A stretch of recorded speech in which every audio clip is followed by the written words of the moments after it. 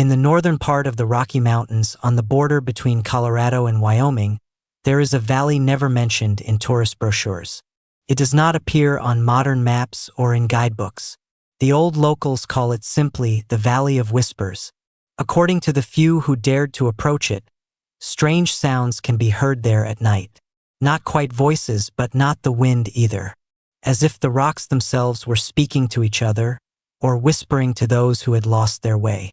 An old legend says, "If you hear your name, do not answer, or you'll never find your way home. If you hear someone else's, run while your legs can carry you." At first glance, it seems like just another superstition of miners and hunters. But documents from the late 19th century tell a different story. In the Larimer County Archives, there is a record from 1872. 2 miners working on the southern ridge never returned to camp. Their comrades heard them calling to each other, but the voices seemed to come from inside the stone, and it was impossible to tell the direction. Searches lasted 3 days, but no trace was found. A year later, another man disappeared, a young shepherd driving his sheep. His dogs returned on their own, howling and disheveled, but no one ever saw the shepherd again. From then on, in the nearby towns, people whispered, "Don't go to the valley where the stones speak." The settlement of Bridge Creek. In 1878, an enterprising mine owner, Jonathan West, decided to establish a small settlement there, Bridge Creek. His men had found deposits of silver ore, and West was convinced all the talk about voices was nonsense. The settlement grew quickly. Miners' barracks, a tavern, a shop, even a small church. About 80 people worked there. For the first few months, all went well. The mine brought profit, and the Fort Collins newspaper even wrote about a new prosperous mining town. But within a year, everything changed. The pastor's diary.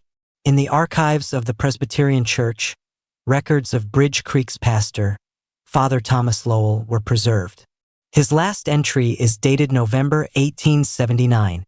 "In the evenings I hear strange sounds in the mountains. At first I thought it was the miners working the night shift. But no, it is something else. The words are indistinct, yet the intonation is human. Several women complain that at night they hear the crying of children outside the barracks. But when they go out, no one is there. Yesterday, one of the miners, Michael Reeves, came to the church pale and shaken. He said that the stones in the shaft were calling him by name. I tried to calm him, but he left and never returned." This entry turned out to be his last. A month later, word spread through the county. Bridge Creek was abandoned. The disappearance. When search parties reached the place in January 1880, they found only half-ruined buildings. Inside the houses were belongings, clothes, even food on the tables. But no people. The strangest thing.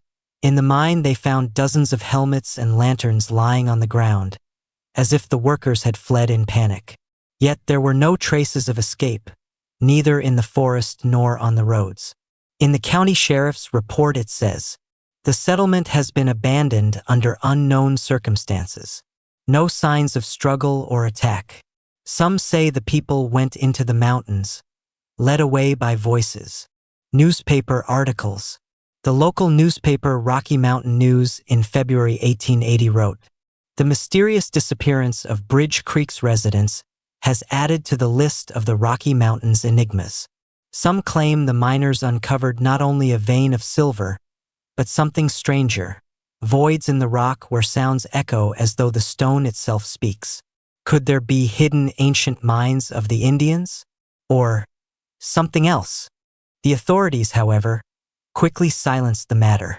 The documents were sealed, and the mine was officially declared dangerous and unfit for work. Native legends. According to the oral traditions of the Arapaho, long before the arrival of the whites, these places were considered forbidden. An old shaman named Kuni told an ethnographer in 1892, "Spirits live in the rocks. They repeat your words but twist them as if it were your double speaking. If you answer them, they steal your breath. People vanish because they follow the voice, and they never come back. These words echo the legend of Bridge Creek. New disappearances. It might have seemed the story of the settlement was over, but in 1896, strange things began again in the county. 2 students from Denver, on holiday in the mountains, disappeared without a trace. Their tents were untouched, their things in place, but footprints on the ground led toward the valley. A witness, Forest Ranger Arthur Melvin, said he saw the young men walking as if spellbound, not responding to his shouts. He swore he heard someone calling their names, but there was no one nearby. The search yielded nothing. Letters from the dark. In 1901, in an old post office in Fort Collins, a bundle of letters was accidentally discovered. All from Bridge Creek, dated late 1879, never sent. In one, a woman named Emma Harris wrote to her sister, "At night I hear John calling me, but it is not his voice. He sleeps beside me, yet someone outside repeats his words. Sometimes I think the voices come from the very walls. I fear we shall all soon lose our minds." Another letter, written by a miner. "A new cavity has opened in the shaft. There is no or only smooth stone, polished as if by hands. But the worst is, it hums like a string when touched. And in that hum, words can be heard." After these letters were published in the papers, interest in the story flared again. But no official investigation followed. Modern research. In the 1970s, a group of speleologists from the University of Boulder decided to survey the area. According to participants, in the abandoned mine they stumbled upon strange resonant passages. One of the researchers, George Miller, later claimed, "When we went deeper, I heard someone calling me by name. I turned. My companions were silent. But the voice was clear, as if from the darkness ahead. We left immediately. The valley should remain closed." After this expedition, the university banned publication of the reports. Conclusion of Part 1. The story of the Valley of Whispers began as a miner's tale, but dozens of testimonies, from letters and diaries to modern accounts, point to something more. What hides within the rocks? Why did people vanish without a trace? And is it true the stones can speak to those who dare to enter their domain? This is only the beginning. In the next chapters, we will uncover new findings tied to the valley and see how the legend carried into the 20th century, continuing to terrify both researchers and locals. After the First World War, interest in Colorado's forgotten places revived once more. In 1923, a young geologist named Harold Mason arrived in Larimer County. He was searching for promising deposits of silver and copper. His field journal, later found among the papers of the University of Boulder, has been preserved. Today I approached the old mines in the Bridge Creek area. The locals firmly insist not to go there, but I don't believe in fairy tales. That night I camped at the foot of the mountain. Near dawn, I awoke to someone calling my name. I thought it was the students in my group. But when I stepped outside, there was no one. Only the echo in the rocks. The stones here seem alive. When the wind blows, they sing. This is nothing like ordinary noise. In these sounds there is rhythm, as if words. I wrote them down in my notebook, but when I read them back, they make no sense. A week later, Mason's expedition was cut short. He returned to Denver, soon resigned, and never again worked in his field. His colleagues claimed Mason lost all interest in life, became withdrawn, and died at the age of 35. 1931. The disappearance of tourists. In the summer of 1931, 3 students from Chicago set out on a hiking trip through the Rocky Mountains. Their route passed through the forgotten area where Bridge Creek once stood. After a week, they had not returned. The search went on for more than a month. Only a torn backpack and a notebook were found. Inside, the final entries. "We hear voices. They are calling to us from the rocks. James says he hears his mother. I hear my sister. But we know this is impossible. At night, the stones glow. In the cracks, lights flicker, like lanterns. But no one walks there. Today James went after the voice. We tried to hold him back. He smiled and said, "I'm going home." The fate of the 3 students remains unknown. At the time, newspapers explained it as an accident, but for the locals the disappearances became fresh confirmation of the old legends. Military Archives. 1944.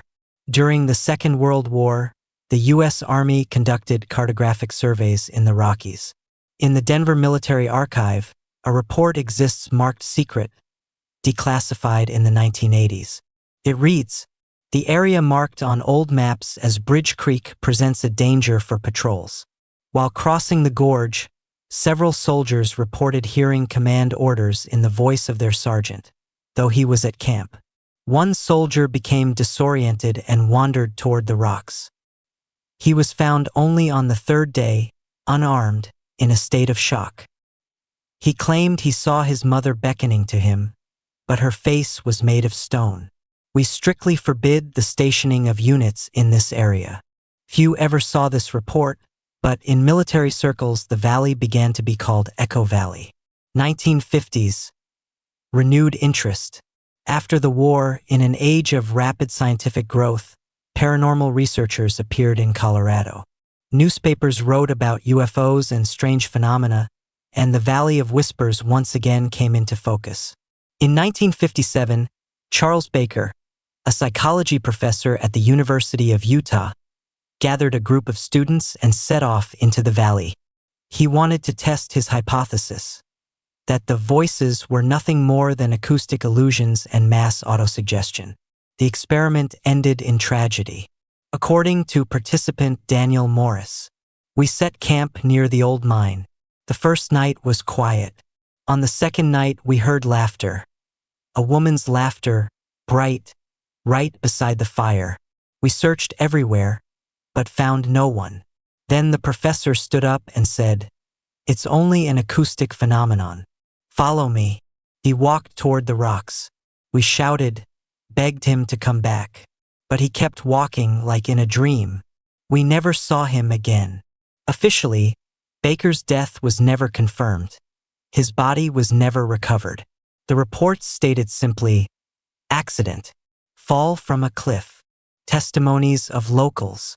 In the 1960s, journalists from the Denver Post conducted a series of interviews with Larimer County residents. 1. An old farmer named Lucas Harper recalled, "When I was young, I herded cattle near the mine. Sometimes at night I heard what sounded like my mother calling me home. But my mother had died before I was even born, so my grandmother said. I never answered, but a neighbor boy once shouted back. In the morning we found his jacket on the rocks, but not him." Another witness, schoolteacher Margaret Lee. "In 1948, a colleague and I were passing through the gorge. I heard my father's voice. He had died in the war. He called me by name. I froze, but my colleague grabbed my hand and dragged me away. If not for her, I would have gone toward that voice." Scientific attempts at explanation. Some researchers tried to give rational explanations for the phenomenon. Geologists pointed to unusual quartz formations and rock strata creating powerful acoustic effects. Psychologists suggested mass-induced fear and auditory hallucinations. Physicists spoke of the piezoelectric effect, where compressed quartz produces electric discharges that affect the human brain. But none of these fully explained the events. Why did people vanish? Why did diaries and letters match in detail, though their authors lived decades apart? 1972. Archaeological find. In the early 1970s, archaeologists carried out excavations near the old settlement. In a collapsed mine, they found a stone slab carved with strange symbols. The slab showed a faceless human figure, and beside it, circles resembling ears. An inscription in an unknown language ran beneath. Professor of anthropology William Drake claimed the symbols resembled but distorted the petroglyphs of the ancient Pueblo peoples. He wrote, "The meaning seems to be that the stones listen and repeat. Perhaps for the natives this place was sacred, and for the whites fatal. The slab is still kept in the Boulder Museum, though no official deciphering has been made. Secret expeditions of the 1980s. During the paranormal craze of the 1980s, researchers again turned to the Valley of Whispers. In 1985, a group of enthusiasts from California attempted a communication session in the mine, using tape recorders and radio transmitters. On the tapes, strange sounds were later heard. A woman's laughter, children's voices, echoing the participants' words. One of the researchers, Samuel Carroll, said years later in an interview, "I heard my dead wife calling me by name. It wasn't a hallucination. The voice was on the tape. After that, I never went back there." From then on, the valley gained a grim reputation among ufologists, ghost hunters, and journalists. From the end of the 19th century to the middle of the 20th century, the legend of the Valley of Whispers did not disappear.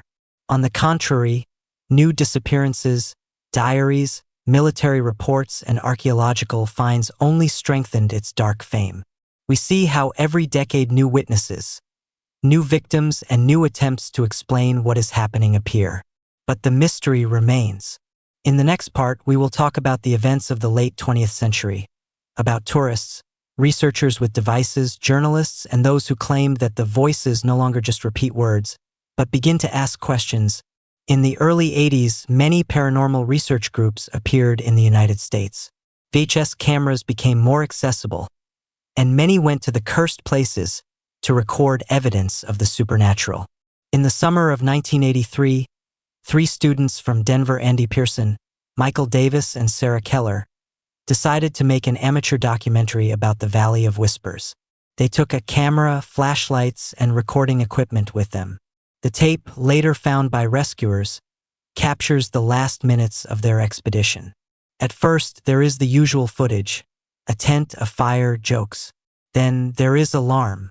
At the 37th minute of the recording, a female voice is heard calling for Sarah. She answers, "Who is there?" And immediately after that, the camera records a strange flickering of light.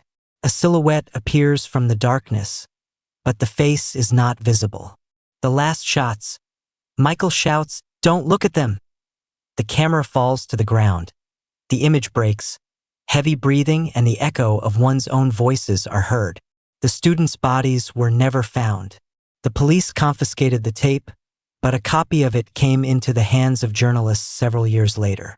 After the publication of excerpts on the TV show Unsolved Mysteries, the story of the Valley of Whispers gained national fame. Journalists and the hunt for a sensation. Since the late 80s, reporters have been frequenting the valley. Each one hoped to bring back the story of the century.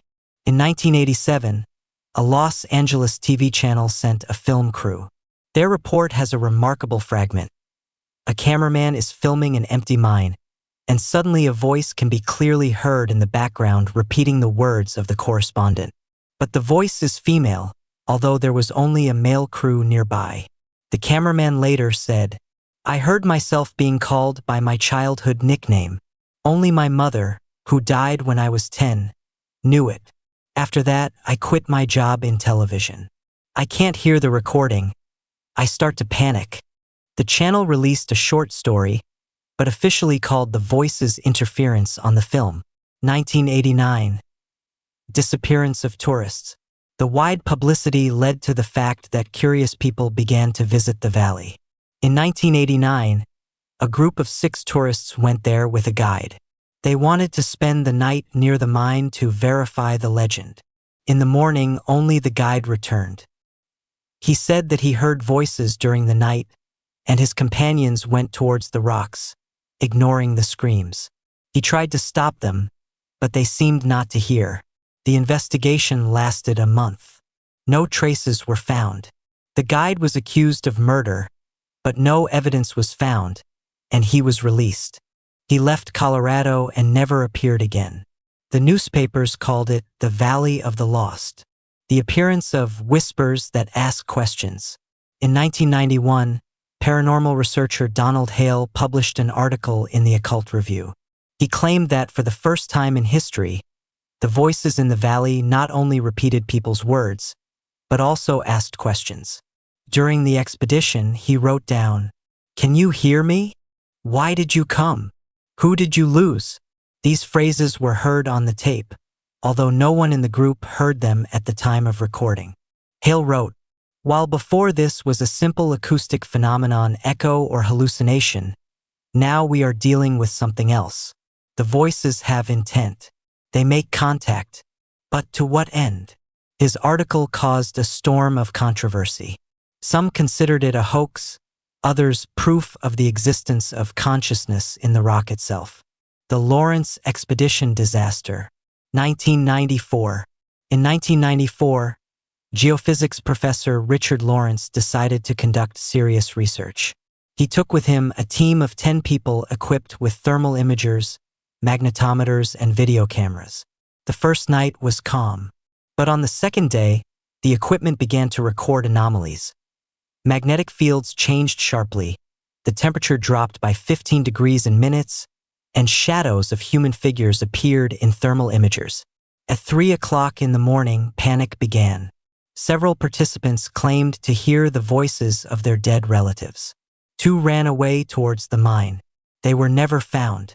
Lawrence himself later wrote in a report, "I saw the silhouette of my wife who died 3 years ago. She called my name. I knew it was impossible, but the body itself was moving towards her. Colleagues held me back. If not, I would have disappeared too." After this tragedy, the authorities officially banned access to the area. But, as usually happens, the ban only increased interest. Echo 94 cassette. A cassette with recordings from Lawrence's expedition has been preserved. It was called Echo 94 and is still in circulation among ufologists and paranormal researchers. Dozens of voices can be heard on it, among which the following phrases can be distinguished. "We're underground. Don't come back. Help me." Some voices pronounce the names of the crew members. A particularly frightening moment is the voice repeating Lawrence's own words before he says them. First, the voice from the darkness says, "We have to leave." A few seconds later, Lawrence repeats the same phrase. First mentions of the living stone. In the late 90s, a version appeared in scientific circles that the Valley of Whispers is connected with rare quartz crystals and/or with unique properties. Some geophysicists suggested that the stone is able to record acoustic vibrations and reproduce them years later. This hypothesis would explain why people hear the voices of the long dead. However, no experiment was able to reproduce the phenomenon in the laboratory. Only in the valley itself did it manifest itself in full. 1999. The last case of the century. In December 1999, 4 teenagers from Fort Collins decided to celebrate New Year's in the valley. They took firecrackers, booze, and a camera with them. A recording found later shows the boys laughing and setting off fireworks. Suddenly, one of them suddenly stops talking and listens. "Did you hear?" he asks. The others say no. A few minutes later, the camera records 2 teenagers walking toward the rocks, ignoring their friends' screams. Those who remained run away in panic. A week later, the police found their bodies frostbitten, but 2 were never found. The recording ended with the words, "They're calling us to celebrate." Summary of the decade. By the end of the 20th century, the Valley of Whispers had become a real spot of fear. Many documentaries and TV shows have been filmed. Audio and video recordings of voices have been recorded. At least 24 people disappeared. Scientists argued, an acoustic phenomenon or something more. But the main question remained unanswered. What do the voices want? In the next part, we will move on to the 21st century. Their modern technologies are already appearing. Drones, digital cameras, spectral analyzers. And they record what was previously considered impossible. Voices that predict words, shadows that move against the laws of physics, and hints that the whispers are not just echoes, but entities living in the rock itself. 2003. The first digital expedition. With the beginning of the new millennium, researchers armed themselves with digital cameras, voice recorders, and electromagnetic field sensors. In 2003, a team of students from the University of Colorado organized an expedition led by Dr. Stephen Hall. Their goal was to put an end to the legends and prove that the phenomenon is just a game of acoustics. The recordings, preserved in the university archive, became a sensation. During the first hours, the researchers recorded strange jumps in the magnetic field. The sensors showed chaotic surges, although there were no sources of electricity nearby. Later, the cameras began recording sounds that people did not hear. On the tape, female voices can be heard repeating the names of the participants. The recording from the dictaphone is especially frightening. The voice of Stephen Hall says, "We are alone here," but in reality, he did not say such words. This is not in the transcript of his speech. The expedition ended early. One of the students went into the rocks at night and did not return. The rest left the valley, saying that there is something waiting to be heard there. 2007. Drones. By the mid-2000s, the first light drones with cameras appeared. A group of enthusiasts decided to use them to survey mines where people did not dare to go. Drone recordings showed strange things. Shadows resembling human figures flickered in the tunnels. One drone lost connection, and the last image it transmitted showed a face without eyes or a mouth, as if carved into the stone. Researchers claim to have heard an echo of the drone's work, but repeated with a delay, as if the rocks themselves were reproducing the sound of the engines. After this experiment, drones were no longer launched. Too much equipment disappeared without a trace. 2010. Interview with a survivor.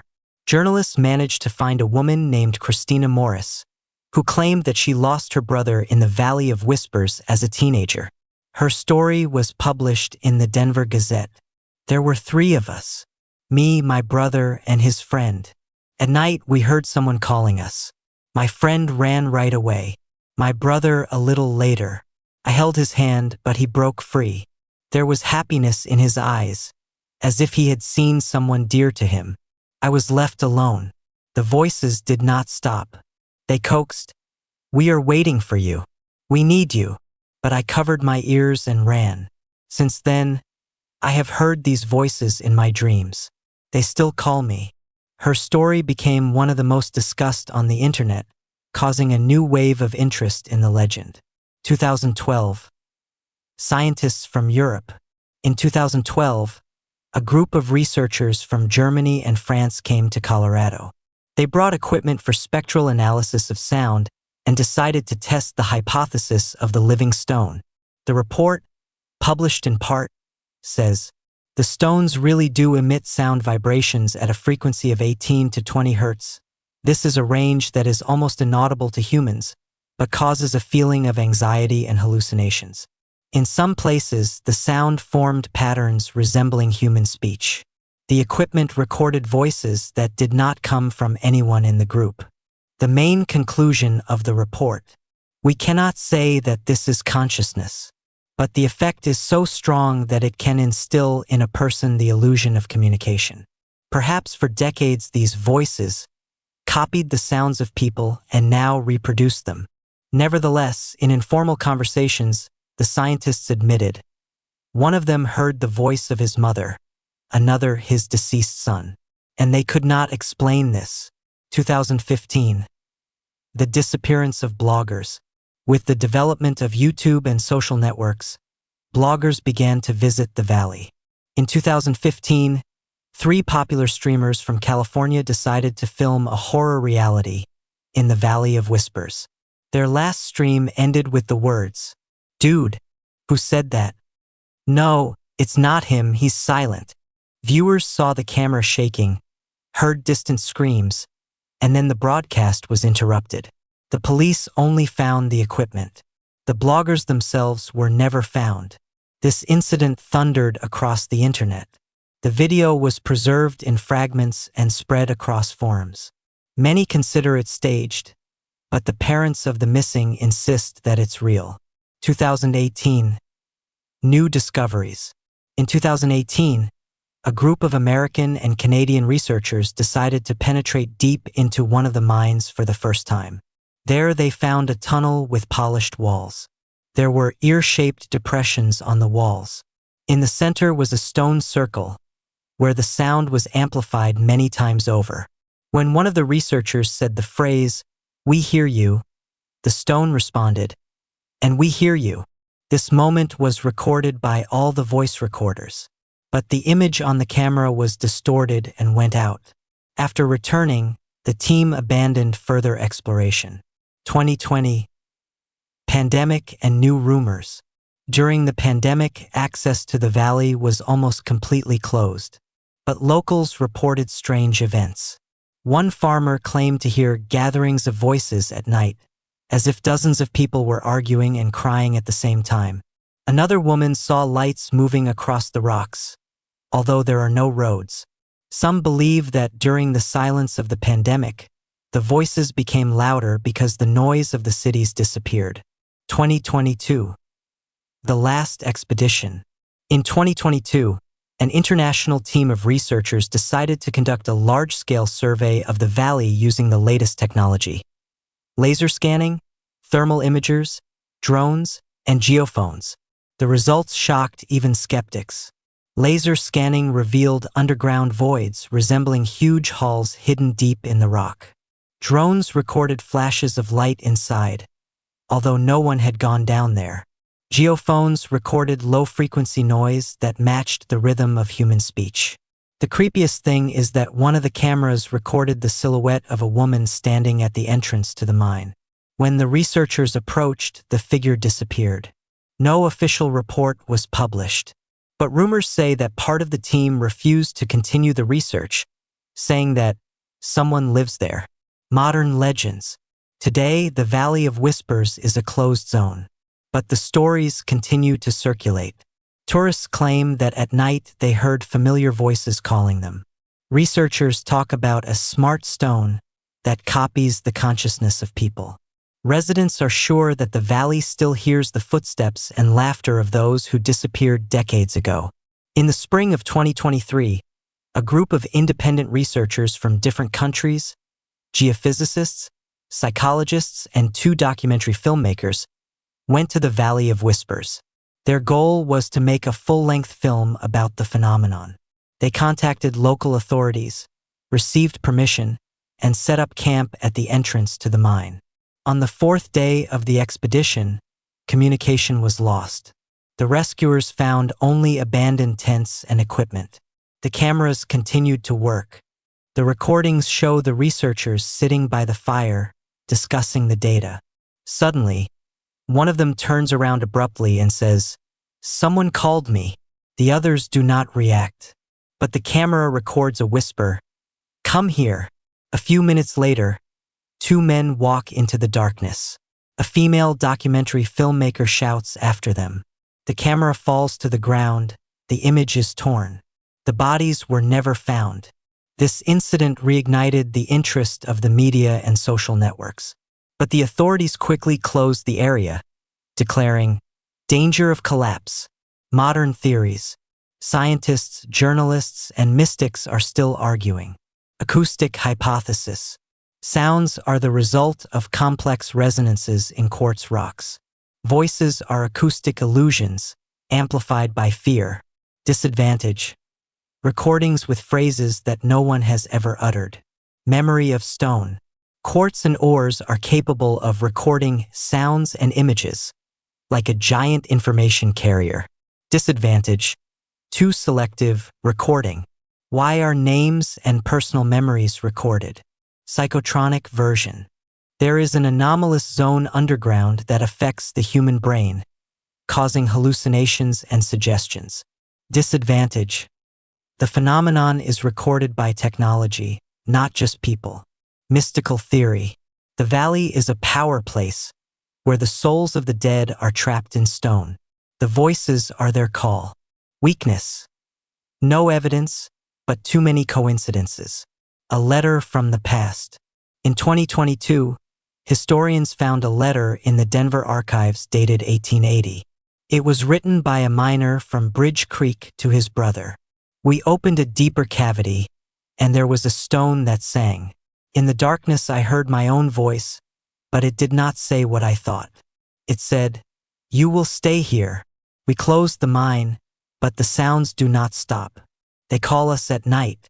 "Brother, if you receive this letter, do not come here." Here the stones breathe, and in their breath there is no life. This letter became the key. The phenomenon existed from the very beginning of the mine's development. 2025. New project. Today, in 2025, several U.S. universities are discussing a joint project to study the valley. It is proposed to use quantum sensors and AI to analyze sounds. But there are those who are categorically against it. Psychologist Robert Wilson said at a conference, "Every new study ends in disappearances. How many more people must disappear before we understand?